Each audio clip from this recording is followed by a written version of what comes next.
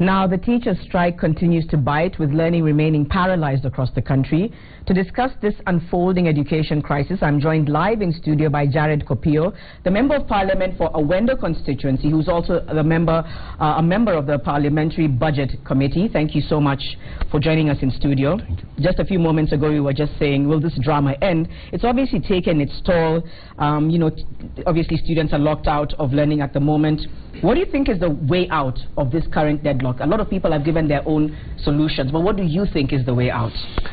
I think this whole drama will have to end, and the solution is the Teacher Service Commission writing to Treasury formally with proposals and the amounts of money required to pay the teachers, and then Treasury passing on that information to Parliament.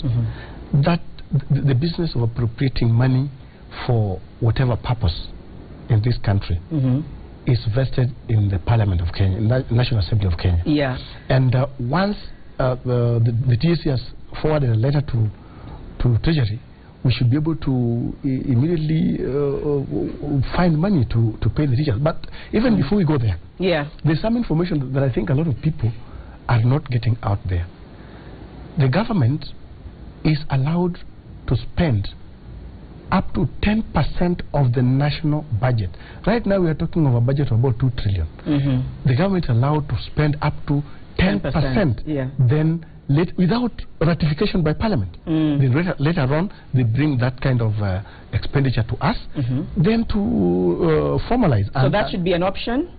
That is the option that is there now. Yeah, because if that option is there, because I was just about to ask, wouldn't the other processes drag out the process? Yeah, that's why we are saying we don't need to wait for budget, we don't need to wait for Committee on Education, we don't need to wait for anyone.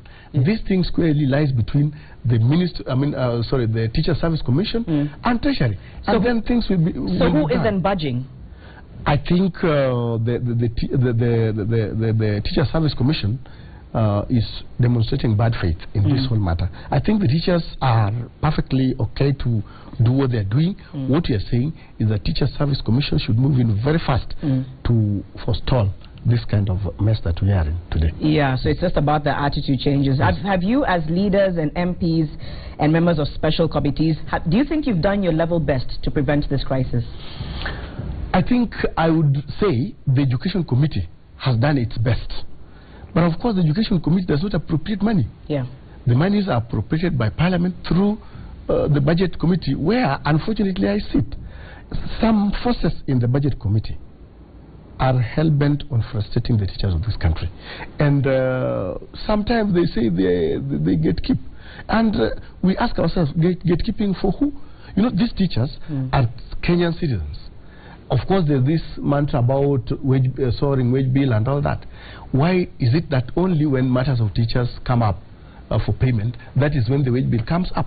Can we look at the wage bill in totality without isolating the teachers as the ones bringing about the soaring wage bill? So I think there is bad faith in certain segments of government that is making the payment to the teachers possible. Yeah, and I think the unfortunate thing is how long it's likely to drag out, especially because we're nearing the time when candidates are sitting. This is a crisis. Exams. It is a crisis. This is a crisis. Yeah. And as they say, desperate times would call for desperate measures. The teachers need to be in class because they're preparing the children for examinations.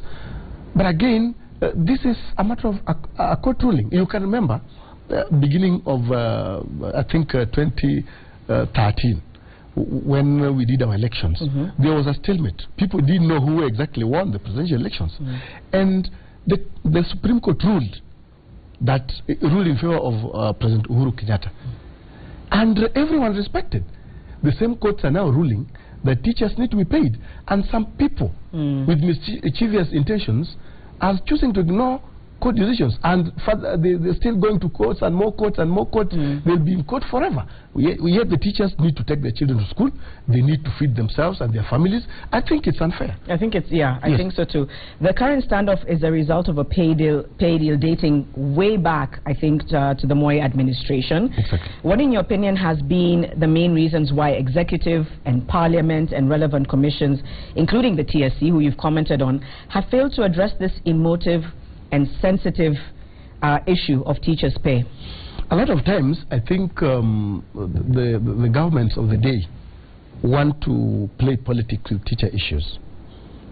I can remember in 2013 when we came to Parliament, we as a Committee of Education had budgeted for enough money for the teachers. When it came to the budget committee, it was shut down, and they said it was absolutely unnecessary. It was the matter of teachers' issues and the nurses' issues were purely political and not economic, and therefore they could not deal with it at that level. So I think some people want to take the teacher matter and play politics with it because they say there's no money. Then somebody comes up one day and says, now we can look for money and give so that he wins political mileage. I think these are dangerous precedents, a dangerous trend that we cannot allow ourselves to work. Yeah. Yes. Okay, we're a bit out of time, but finally, you're a trained educationist yourself. Yes. What would you recommend should be the best way to handle the current learning crisis? I know you've touched on it briefly. Yes. And how best can we avoid future strikes of this sort? I know you've talked about the fact that people are playing politics. Yes. That there is a way out, but as an educationist and given the current standoff and also looking at the future, how can we resolve this and make sure it doesn't keep happening? I have said this in the past. One, the government must appreciate that these teachers are for the people of Kenya. Yeah. They must appreciate also their numbers, that they are not very few, they are many, and that there's a cost to keeping them and keeping our children in school.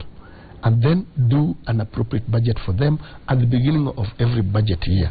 But having said that, I had said this in some other media station, that a time has come when the entire education sector must look at the teacher issues. One, we cannot allow ourselves to push the teachers to strike every other year, because the teachers handle our children.